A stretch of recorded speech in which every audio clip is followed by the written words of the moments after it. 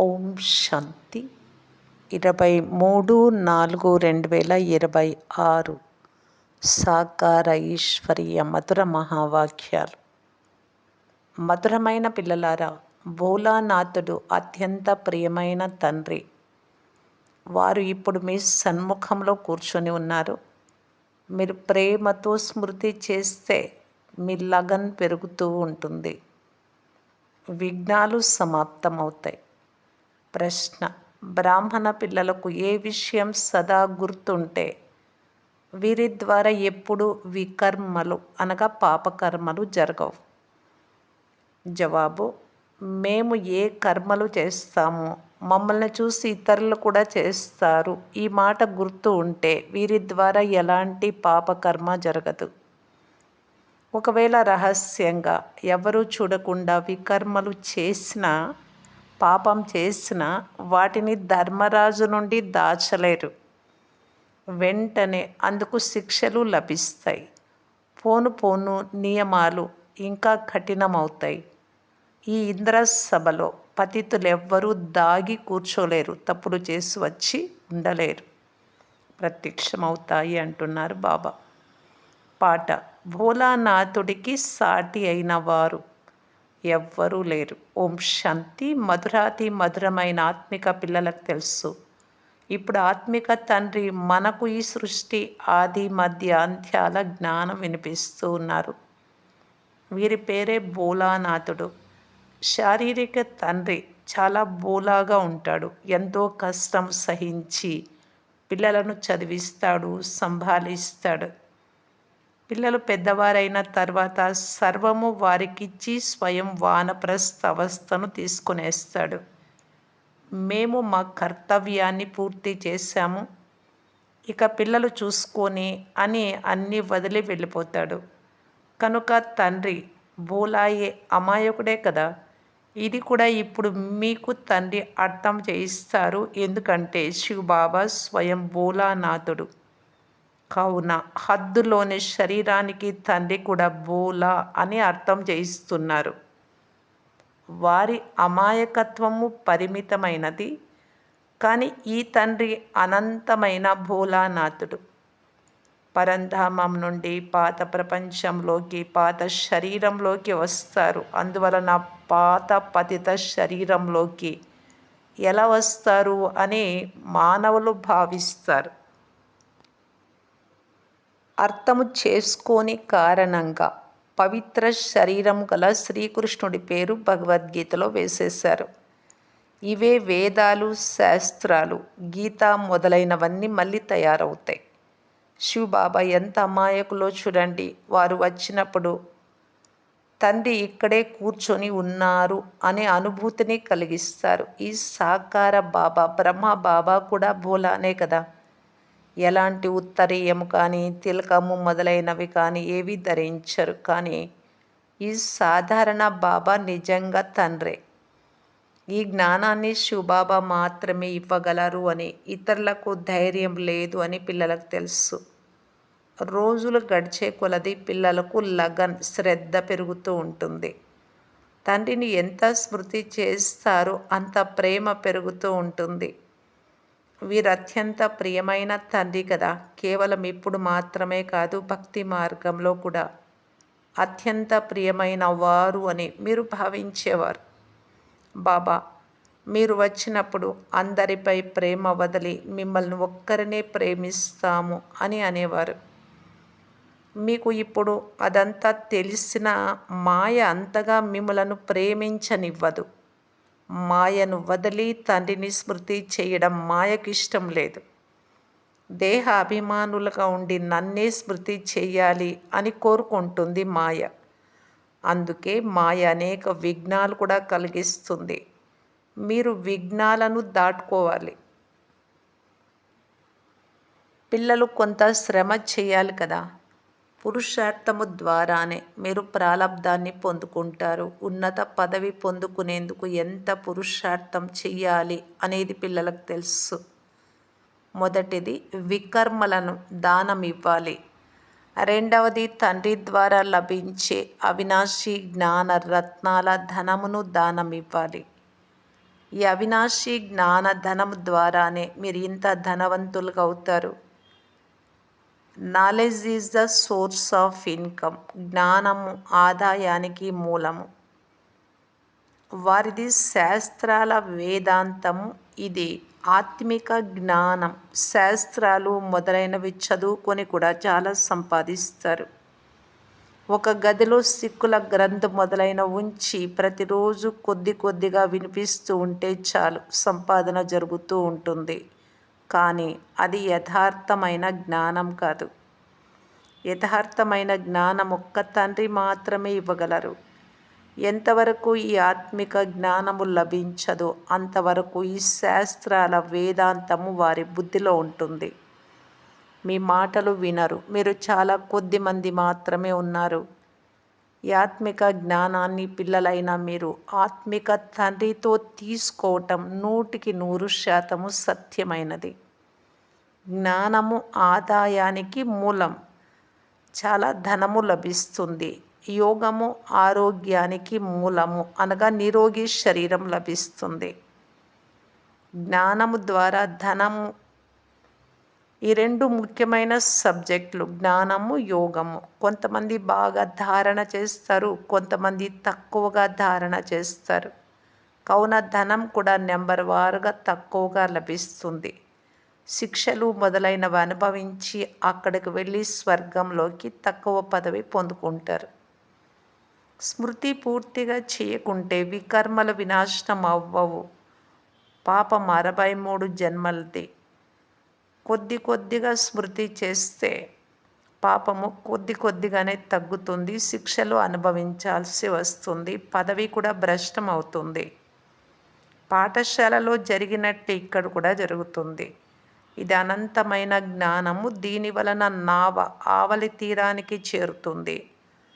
ఆ చదువులో barrister, doctor, engineering చదువును చదవాల్సి వస్తుంది. ఇటువంటి చదువు ఇది ఒక్కటి మాత్రమే. జ్ఞానము యోగము ద్వారా సదా ఆరోగ్యవంతంగా ధనవంతంగా అవుతారు. రాకుమారులుగా రాకుమారీలుగా అవుతారు. స్వర్గంలో లాయరు, జడ్జి మొదలైన వారెవ్వరూ ఉండరు. అక్కడ ధర్మరాజు అవసరం కూడా ఉండదు. గర్భ జైలులో శిక్ష కానీ ధర్మరాజపురంలోని శిక్ష కానీ ఉండవు. అక్కడ గర్భ మహల్లాగా ఉంటుంది, చాలా సుఖంగా ఉంటారు. ఇక్కడ గర్భ జైలులో శిక్షలు కూడా అనుభవించాల్సి వస్తుంది. ఈ విషయాలన్నీ పిల్లలైన మీరు మాత్రమే అర్థం చేసుకుంటారు. శాస్త్రాలు కానీ సంస్కృతంలో శ్లోకాలు కానీ అవన్నీ మనుషులు తయారు చేసినవి. సత్యుగంలో ఏ భాష ఉంటుంది అని అడుగుతారు. తండ్రి తెలుపుతూ ఉన్నారు, దేవతల భాష ఏది ఉంటుందో అదే నడుస్తుంది. అచ్చట ఉండే భాష ఇక్కడెక్కడా ఉండదు. అక్కడ సంస్కృత భాష ఉండడానికి వీలు లేదు. దేవతల భాష, పతిత మనుషుల భాష ఒక్కటిగా ఉండేందుకు వీలు లేదు. అక్కడి భాష అక్కడ మాత్రమే నడుస్తుంది. దీని గురించి అడిగేది ఉండదు. మొదట తండ్రి నుండి వారసత్వం తీసుకోండి. కల్ప క్రిందట ఏది జరిగిందో మళ్ళీ అదే జరుగుతుంది. మొదట వారసత్వం తీసుకోవాలి, ఇతర విషయాలు అడగరాదు. 84 జన్మలు కాకుంటే 80 లేక 82 జన్మలు ఉండని, ఎన్నైనా ఉండని, ఈ విషయాలు మీరు వదిలేయండి. తండ్రి అంటున్నారు, బాబాను స్మృతి చెయ్యండి, స్వర్గంలో చక్రవర్తి పదవి తప్పకుండా లభిస్తుంది. అనేక పర్యాయాలు మీరు స్వర్గంలో చక్రవర్తి పదవి తీసుకున్నారు. ఉన్నతము నుండి తప్పకుండా క్రిందకు దిగే తీరాలి. ఇప్పుడు మీరు మాస్టర్ జ్ఞాన సాగరులు, మాస్టర్ సుఖ సాగరులుగా అవుతారు. మీరు పురుషార్థులు. బాబా అయితే సంపూర్ణమైన వారు.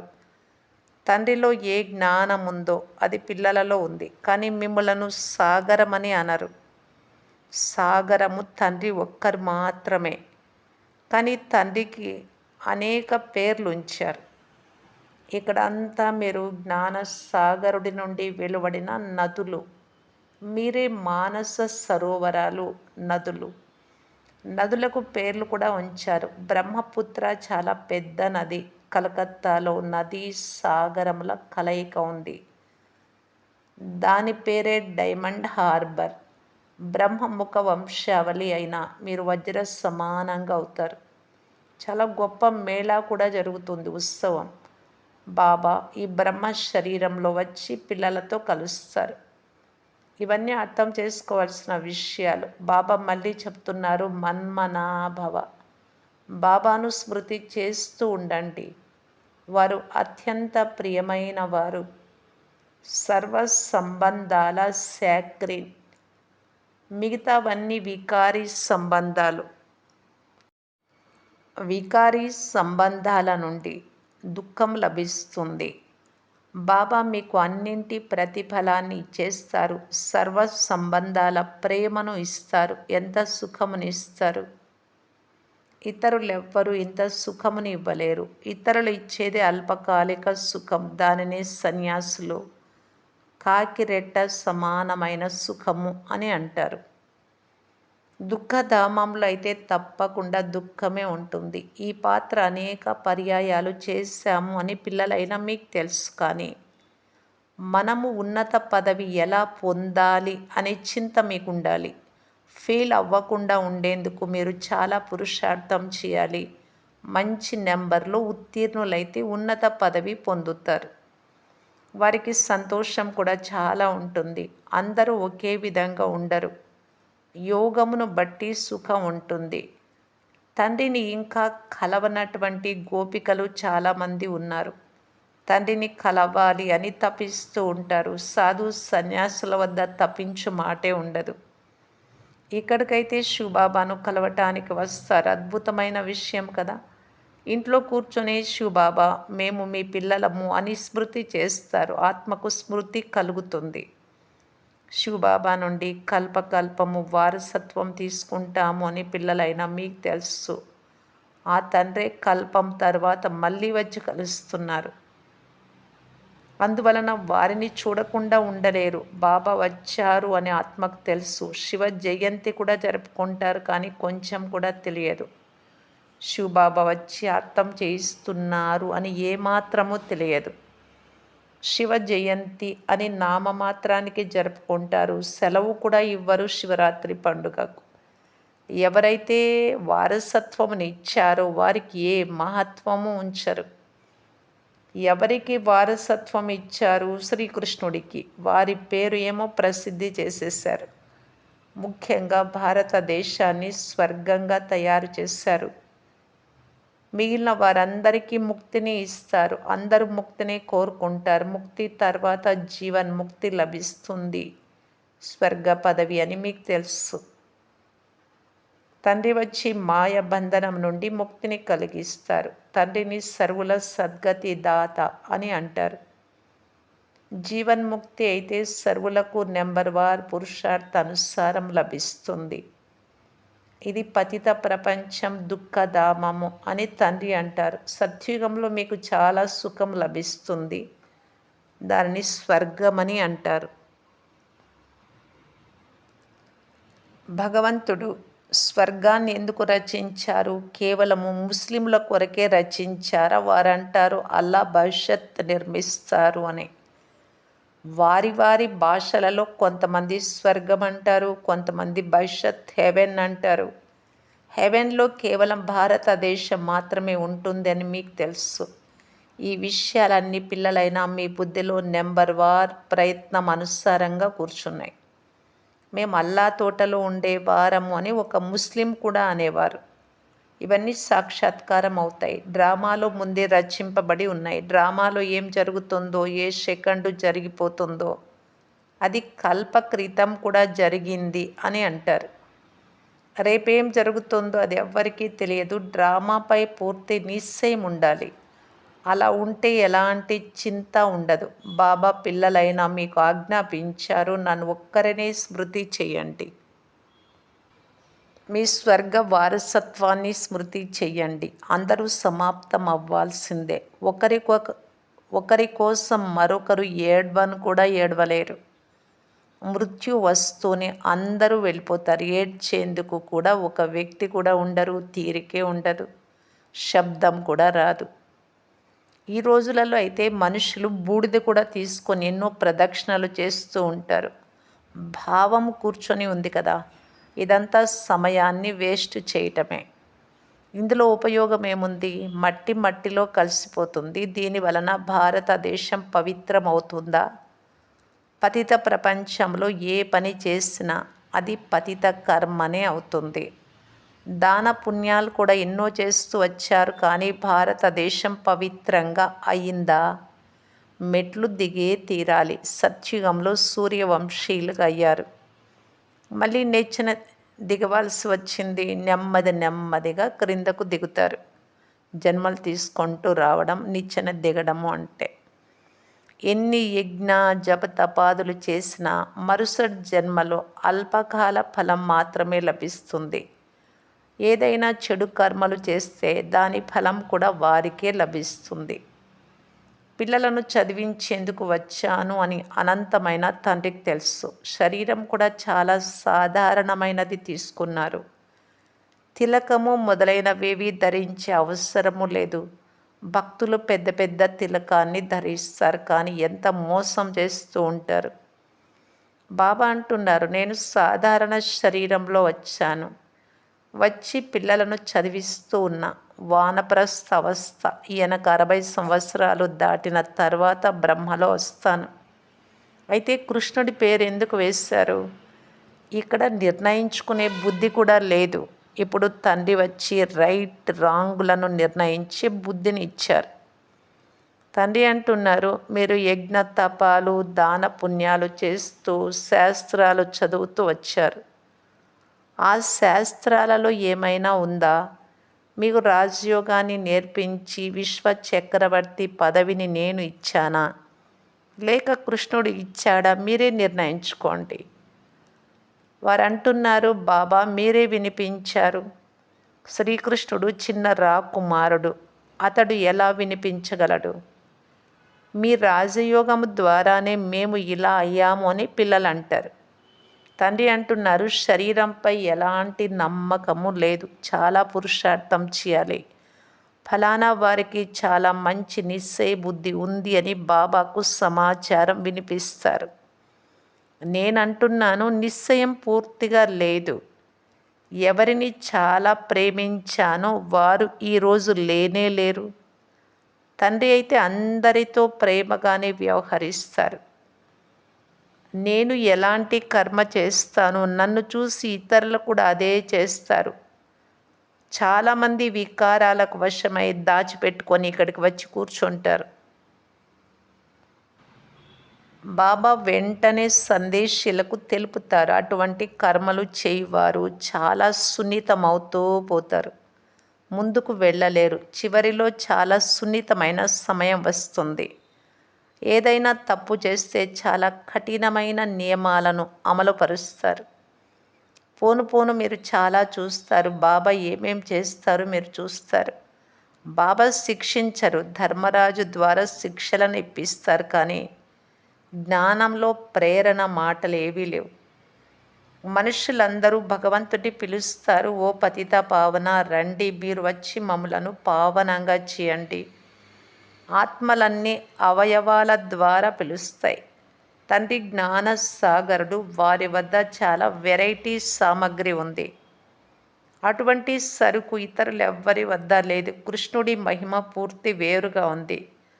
తండ్రి శిక్షణ ద్వారా బ్రహ్మబాబా ఇలాగ లక్ష్మీనారాయణలుగా అయ్యారు. అలా తయారు చేయువారు ఒక్క తండ్రి మాత్రమే.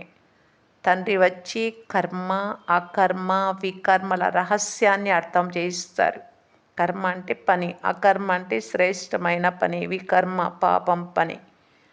ఇవన్నీ కూడా తండ్రి అర్థం చేయిస్తున్నారు. ఇప్పుడు మీరు 3వ నేత్రాన్ని బాబా నుండి తెచ్చుకున్నారు. అంటే 3వ నేత్రం బుద్ధి నేత్రం ఇప్పుడు మనది తెరుచుకుంది అంటున్నారు బాబా. ఇది 5000 సంవత్సరాల విషయం అని మీకు తెలుసు.